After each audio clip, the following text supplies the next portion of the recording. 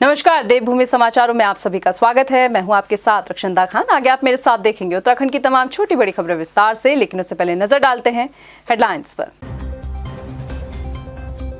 चंपावत दौरे पर रहे सीएम धामी ने क्षेत्रवासियों को दी सौगात, 10 योजनाओं का किया लोकार्पण और शिलान्यास। कहा, आदर्श जिले के तौर पर विकसित हो रहा चंपावत प्रदेश के लिए बनेगा मॉडल।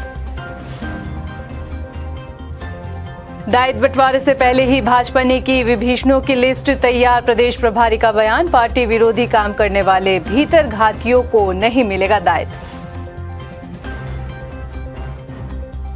भगत सिंह कोश्यारी का बड़ा बयान, सक्रिय राजनीति से संन्यास का किया ऐलान, मगर राष्ट्र के निर्माण के लिए काम करने वाली पार्टी के साथ हमेशा रहेंगे खड़े। सरकारी मेडिकल कॉलेज में एमबीबीएस की पढ़ाई करने वाले छात्रों को देनी होगी पहले पहाड़ों में सेवा, बॉन्ड तोड़ने पर डॉक्टर्स पर करोड़ों का हर्जाना। हेडलाइंस के बाद बुलेटिन में खबरें विस्तार से, और बात सबसे पहले करते हैं मुख्यमंत्री पुष्कर सिंह धामी की। अपनी विधानसभा चंपावत दौरे पर रहे मुख्यमंत्री पुष्कर सिंह धामी ने क्षेत्रवासियों को विकास योजनाओं की सौगात दी। मुख्यमंत्री ने कलेक्ट्रेट में 48 करोड़ से अधिक की 10 योजनाओं का लोकार्पण और शिलान्यास किया।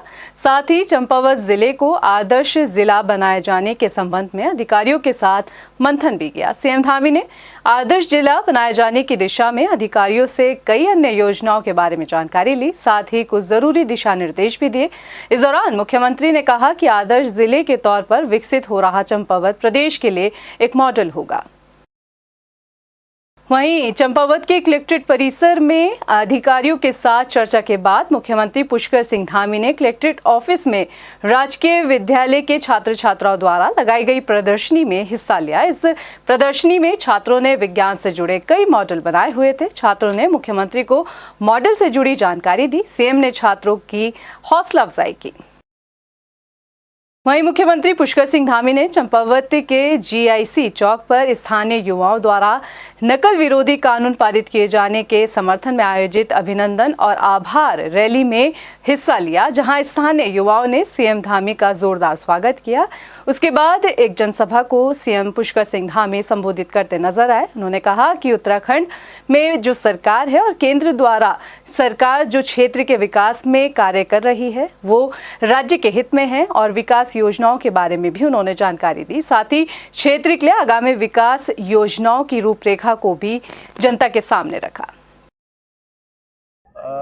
संभागीय निरीक्षक जो कार्यालय था यहाँ पर परिवहन का लंबे समय से इस क्षेत्र में जरूरत थी, मांग थी, और इसके कारण से लोगों को काफ़ी परेशानियों का भी सामना करना पड़ता था। इसके खुल जाने से यहाँ के क्षेत्रवासियों को, आसपास के लोगों को काफ़ी सुविधा होगी, और मैं समझता हूँ कि अब उनको अपने काम करवाने के लिए दूर नहीं जाना पड़ेगा, बल्कि उनके घर के पास ही ये सुविधा हो गई है। मैं सभी को बधाई देता हूँ, शुभकामनाएं देता हूँ कि अच्छा काम हो गया। देहरादून स्थित भाजपा प्रदेश मुख्यालय में बूथ सशक्तिकरण अभियान को लेकर कार्यशाला का आयोजन किया गया, जिसमें भाजपा प्रदेश प्रभारी दुष्यंत गौतम और बूथ सशक्तिकरण अभियान की प्रदेश प्रभारी सरोज पांडे, प्रदेश अध्यक्ष महेंद्र भट्ट समेत प्रदेश भर के शक्ति केंद्रों से 152 सदस्य हिस्सा लेने पहुंचे, और इस बैठक में आगामी चुनाव पर मंथन किया गया। प्रदेश अध्यक्ष महेंद्र भट्ट ने कहा कि बूथ को मजबूत करने के लिए कुछ खास टिप्स दिए गए। साथ ही पार्टी ने कुछ लक्ष्य भी निर्धारित किए। 10 मार्च तक शक्ति केंद्रों का गठन किया जाएगा। 20 मार्च तक पन्ना प्रमुख और पन्ना टोलियों का भी गठन किया जाएगा। इसके साथ ही 20 मार्च तक बजट पर राष्ट्रपति के भाषण को शक्ति केंद्रों में सुने जाने का भी लक्ष्य निर्धारित किया गया है, और 30 अप्रैल को प्रधानमंत्री नरेंद्र मोदी के मन की बात कार्यक्रम के 100वें एपिसोड को खास बनाया जाएगा। एक तो 1 मार्च से 10 मार्च तक जो हमारा मंडल गठित हो चुका है, शक्ति केंद्र तक का गठन लोग करेंगे। शक्ति केंद्र साथ हमारे 5 बूथों पर एक शक्ति केंद्र होता है, तो शक्ति केंद्र का संयोजक हम उसमें तय करेंगे, और मंडल का जो पदाधिकारी है वो शक्ति केंद्र का प्रभारी के रूप में रहेगा। तो ये गठन हमारा 10 मार्च तक कंप्लीट होगा। इसके बाद पन्ना प्रमुख, पन्ना टोली, पन्ने से हमारा ऐसा मतदाता सूची का पन्ने से है। एक पन्ने में 30 वोट होते हैं, हर पन्ने का हमारा एक कार्यकर्ता प्रमुख बनता है, और उसी 30 पन्ने में से 2 कार्यकर्ता हम लोग जो है उसके टोली के सदस्य बनाएंगे, तो पन्ना टोली तक का गठन भी हमारा ये हम 20 मार्च तक पूरा कंप्लीट करेंगे। भाजपा में दायित्व बंटवारे की प्रक्रिया तेज हो चली है। कार्यकर्ता जहां दायित्व मिलने की आस लगाए बैठे हैं, तो उत्तराखंड पहुंचे प्रदेश प्रभारी दुष्यंत गौतम ने एक बयान दिया, जिसने कई नेताओं की दायित्व मिलने की जो उम्मीद है उस पर पानी फेरने का काम किया है। प्रदेश प्रभारी ने एक ऐसा बयान दिया जिसमें कई नेताओं को मायूसी हाथ जरूर लगेगी। ये रिपोर्ट देखिए। उत्तराखंड भाजपा में दायित्व बंटवारे को लेकर धामी सरकार में प्रक्रिया चल रही है। आयोग, निगमों, परिषदों, समितियों में करीब 150 पदों के साथ ही मंत्री और राज्य मंत्री स्तर के 86 पद खाली है, जिनकी अंदर खाने नामों की लिस्ट भी तैयार हो रही है। बस घोषणा किसी भी वक्त नामों पर अंतिम मोहर लगने के साथ ही हो सकती है, जिसे लेकर बीजेपी नेता और कार्यकर्ताओं की धड़कनें तेज हो गई है, क्योंकि लंबे वक्त से भाजपा कार्यकर्ता और नेता दायित्व को लेकर लॉबिंग में लगे हुए थे।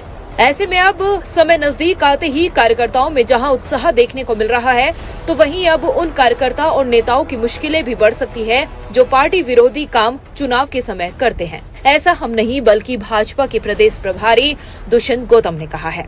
दरअसल प्रदेश प्रभारी दुष्यंत गौतम ने दायित्व बंटवारे पर बड़ा बयान देते हुए कहा कि पार्टी में रहकर जिन्होंने पार्टी विरोधी काम किया है, उन भीतर घातियों को दायित्व नहीं मिलेगा।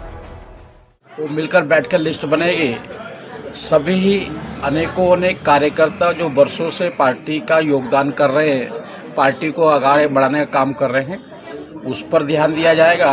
साथ साथ अभी जो चुनाव गए हैं, इसमें किसने भी पार्टी विरोधी काम किया गया है, उनको कोई भी स्थान नहीं दिया जाएगा। प्रदेश प्रभारी के इस बयान से जहां कुछ कार्यकर्ता और नेताओं को मायूसी जरूर मिल गई होगी, तो वहीं उनके इस बयान से पार्टी भी सहमत नजर आ रही है। प्रदेश अध्यक्ष महेंद्र भट्ट ने भी यही कहा कि जिन कार्यकर्ताओं ने निष्ठा के साथ कार्य किया है, उन नेता और कार्यकर्ताओं को ही दायित्व सौंपे जाएंगे।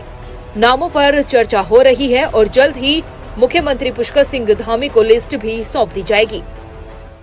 जो पार्टी विरोधी काम का समय तो बीजेपी का तो दायित्व मिलता है। पार्टी के कार्यकर्ता लंबे समय से जो काम कर रहे हैं, उसका सब डिस्कशन होगा और काफी चर्चा हो चुका है। माननीय प्रभारी से हमारी बैठक होने वाली है, उसके बाद माननीय के साथ बैठेंगे, मुख्यमंत्री के साथ बैठेंगे। इस बयान के बाद ये कहना गलत नहीं होगा कि भाजपा ने उन विभीषणों की पहचान कर ली है, जिन्होंने चुनाव के वक्त भी पार्टी विरोधी काम कर साजिशें रचने का काम किया था। हालांकि उनकी साजिशें नाकाम रही और अब देखना ये होगा कि पार्टी किस नेता और कार्यकर्ता पर भरोसा जताती है और किस पर नहीं, क्योंकि इस नींव को मजबूत करके ही भाजपा लोकसभा चुनाव में जीत के सपने देख रही है। टाइम टीवी के लिए देहरादून से मनीष टंगवाल की रिपोर्ट। उत्तराखंड के पूर्व मुख्यमंत्री और महाराष्ट्र के पूर्व राज्यपाल भगत सिंह कोश्यारी ने एक बड़ा बयान दिया है। उन्होंने कहा कि वो फिलहाल सक्रिय राजनीति से दूर हैं और किसी भी पार्टी से उनका कोई नाता नहीं है। भगत दा ने कहा कि भारतीय जनता पार्टी में रहते हुए उन्हें मुख्यमंत्री, राज्यसभा, लोकसभा जाने का अवसर मिला है। 3 साल तक राज्यपाल की जिम्मेदारी भी उन्होंने निभाई है, मगर अब पद से इस्तीफा लेने के बाद वो राजनीति जीवन से दूर हैं। लेकिन राष्ट्र निर्माण के लिए जो भी पार्टी काम करेगी, उसके साथ वो हमेशा खड़े रहेंगे। देखिए, मैं अब ये जो सक्रिय राजनीति है उससे दूर हो गया, पहली बात। दूसरी बात, जिस भारतीय जनता पार्टी ने मुझे इतना सम्मान दिया है, इतने अवसर दिए हैं, तो दूसरे की बात तो सपने में कोई नहीं सोच सकता। स्वास्थ्य मंत्री धन सिंह रावत ने राज्य के सरकारी मेडिकल कॉलेज में एमबीबीएस की पढ़ाई कर रहे छात्रों के बॉन्ड तोड़कर दूसरी जगह जाने पर सख्त रुख अपनाया है। मंत्री धन सिंह रावत ने कहा कि उत्तराखंड के सरकारी मेडिकल कॉलेज से एमबीबीएस की पढ़ाई कर रहे छात्रों को डॉक्टर्स बनने के बाद अपनी पहली सेवा पहाड़ों पर देनी होगी। ऐसा न करने वाले छात्रों को करोड़ों का हर्जाना देना होगा। बॉन्ड तोड़ने पर पीजी के छात्रों से 2.5 करोड़ रुपए और यूजी के छात्रों से 1 करोड़ रुपए वसूले जाएंगे। पर्वतीय क्षेत्र में स्वास्थ्य सेवाओं को सुधार लाने के लिए ये फैसला लिया गया है। इससे पहले छात्र अपने बॉन्ड की रकम को अदा कर दूसरी जगह शिफ्ट हो जाया करते थे। जितने भी बॉन्ड धारक हमारे एमबीबीएस के डॉक्टर हैं या एमडी के डॉक्टर हैं, वो एडमिशन के बाद जो है बॉन्ड तोड़ देते थे। अब हमने ये कर दिया है कि जो भी डॉक्टर पीजी करने के बाद अगर बॉन्ड तोड़ेगा तो उसको 2.5 करोड़ रुपए जमा करने पड़ेगा। अगर यूजी करने के बाद वो बॉन्ड को तोड़ता है तो उसको 1 करोड़ रुपए जमा करने पड़ेंगे। अब हमने बहुत सख्त नियम उसमें बना देंगे और मैं कह सकता हूँ कि अब कोई भी डॉक्टर बॉन्ड वाला जो है वो बहुत जल्दी इसको जो है तोड़ नहीं पाएंगे और वो इसी सत्र से लागू करना। उत्तराखंड में पिछले 1 हफ्ते से कोविड-19 का एक भी सक्रिय केस सामने नहीं आया, जिसको लेकर सूबे के स्वास्थ्य मंत्री धन सिंह रावत ने खुशी जाहिर करते हुए कहा कि कोविड-19 के प्रति प्रदेशवासियों की सतर्कता और विभागीय अधिकारियों के प्रयास की सराहना की जानी चाहिए। उन्होंने कहा कि भले ही प्रदेश में कोविड-19 का एक भी सक्रिय केस ना हो, लेकिन बदलते मौसम को देखते हुए सतर्कता बरतनी आवश्यक जरूरी है। देखिए, मैं सबसे पहले तो देश के यशस्वी प्रधानमंत्री जी को और देश के स्वास्थ्य मंत्री जी को और अपने प्रदेश के मुख्यमंत्री जी को बधाई देना चाहता हूं कि हमारा राज्य अब 100% जो है कोविड मुक्त हो गया है और एक भी केस हमारे राज्य में अब नहीं है। इसकी मुख्य वजह यह है कि हमारे प्रदेश में वैक्सीन की पहली डोज 100% लोगों पर लग गई है, दूसरी डोज भी 100% लोगों पर लगी है और जो प्रिकॉशन डोज है वो भी 30% से ज़्यादा लोगों पे हमारे राज्य में लगी है। और मैं ये कह सकता हूँ कि कोविड मैनेजमेंट में जितना काम देश के प्रधानमंत्री जी ने किया है, हमारे मुख्यमंत्री जी ने किया है, हमारी सरकार ने किया है, अन्य देशों को और राज्यों को भी इसकी जो है वो सीख लेनी चाहिए। पौड़ी सांसद और पूर्व मुख्यमंत्री तीरथ सिंह रावत ने PWD हाउस में नोडल अधिकारियों के साथ समीक्षा बैठक की। इस बैठक में कॉर्बेट नेशनल पार्क का धनगढ़ी पुल का मुद्दा भी काफी अहम रहा, जिस पर अधिकारियों के साथ चर्चा की गई और जांच के लिए कमेटी बनाई गई। क्षेत्र के विकास कार्यों पर भी सांसद तीरथ सिंह रावत ने चर्चा की। आज सभी नोडल अधिकारी मैंने बुलाए थे और एक एक विभाग से उनके कार्यों के बारे में बातचीत हुई। मुख्यतः था इसमें धनखड़ी जो ये पुल है तो दोनों पुलों के बारे में और उसको समयबद्धता और समय के हिसाब से उसको ठीक करना, पूरा करना। लेकिन वहाँ एक विषय जो डायरेक्टर थे आपके ये कॉर्बेट के और NH के भी एक्शन की ज्वाइंट कमेटी हमने कहा है, उसमें SDM भी होगा और तीनों चारों लोग होंगे। इसमें आपत्ति कुछ नहीं है, केवल जो गाइडलाइंस जिनके बेसिस पर अनुमति प्राप्त हुई थी इस पुल के निर्माण की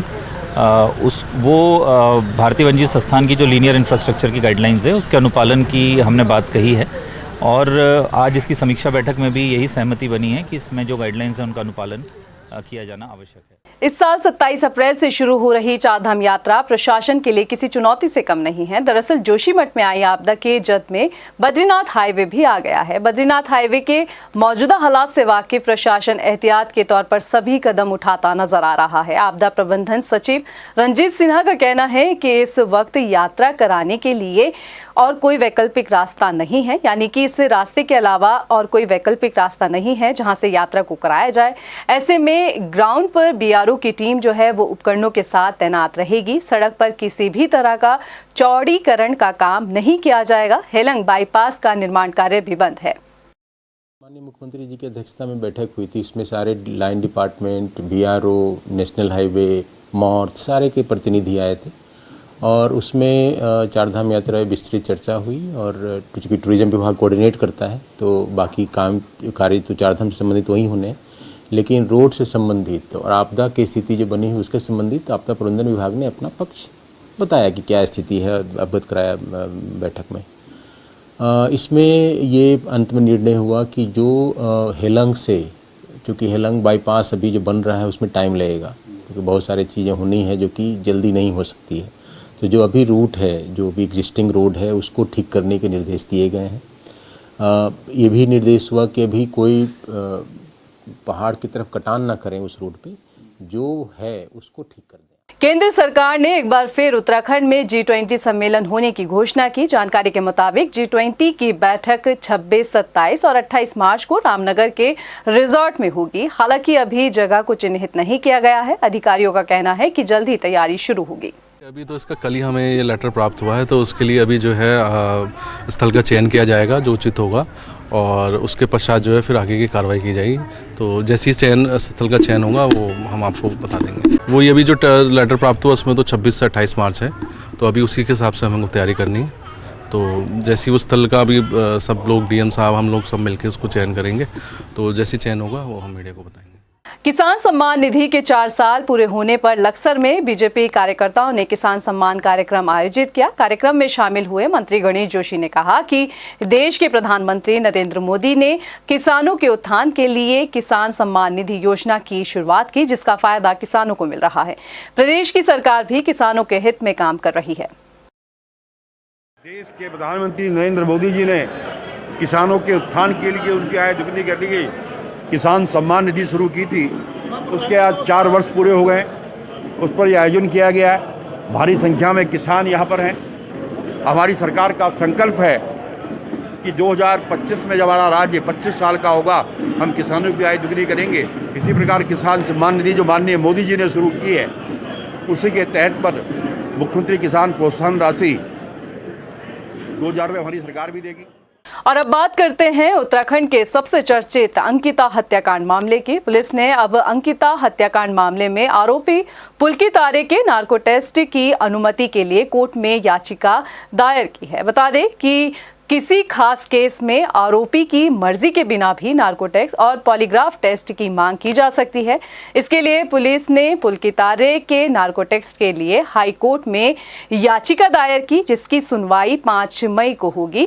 पुलिस ने बताया कि आतंकी अजमल कसाब के अलावा दिल्ली के श्रद्धा वॉलकर के हत्यारोपी के केस में भी कोर्ट में ये याचिका दायर की गई थी। अंकिता को इससे न्याय मिलने की उम्मीद है।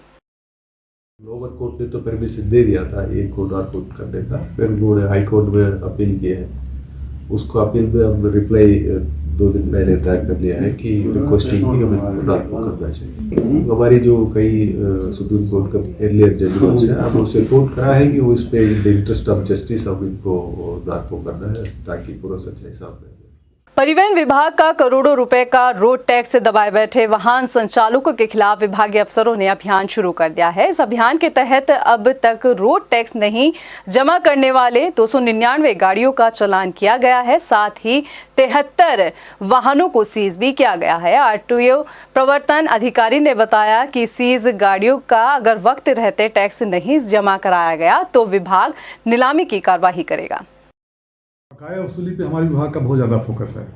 पहले भी हमारा रहा है, लेकिन अब इसको थोड़ा सा हम लोग साइंटिफिक ढंग से और एक प्लान वे में हम लोग आगे बढ़ रहे हैं। हम लोगों ने नोटिस देना शुरू किया है। नोटिस के बाद अगर रिस्पांस नहीं मिलता है, लोग अपने टैक्स को जमा नहीं करते हैं, तो हम आरसी जारी करेंगे। और सेकेंड पार्ट हमारा हो जाता है कि हम लोग इन्फोर्समेंट भी कर रहे हैं। मार्ग पे जो गाड़ियाँ चल रही हैं उनकी भी चेकिंग करते हैं।